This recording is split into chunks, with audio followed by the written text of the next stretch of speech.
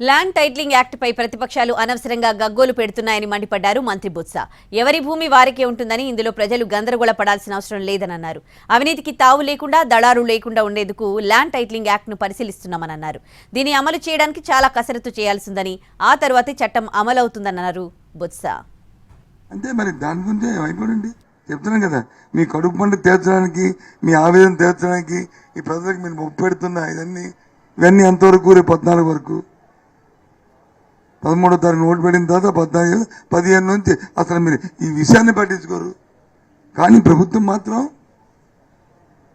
బాధ్యత ప్రభుత్వం ఏదైతే లోపభూయిష్టమైన విధానాలు ఉన్నాయో ఆ విధానం వల్ల సామాన్యుడు నష్టపోకూడదని, సామాన్యుడి మేలు జరగాలని, అవినీతికి తావు లేకుండా, దళారులకి, లిటిగేషన్ వాళ్ళకి ఎక్కడ కూడా ఇబ్బంది లేకుండా ఉండాలని ఎప్పుడు వ్యవస్థలో వచ్చి మార్పులు చేర్పులు వస్తుంటాయి. అందులో భాగంగానే ఇది జరుగుతుంది. కానీ ఇది ప్రస్తుతం కోర్టులో ఉంది. ఇంకా ఇది పబ్లిక్ హియరింగ్ జరగాలి, ఇంకా యాక్సెప్టెన్స్ రావాలి. అప్పుడు కానీ చట్టంగా మారదు.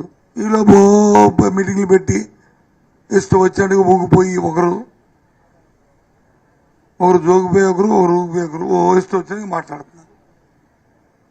హ్యాకింగ్ అయితే ఇది ఈయనైతే మేము మా భూమే కాదు, మీ భూమే కాదు అని రాసేస్తున్నాడు. ఏం కర్మ వచ్చింది.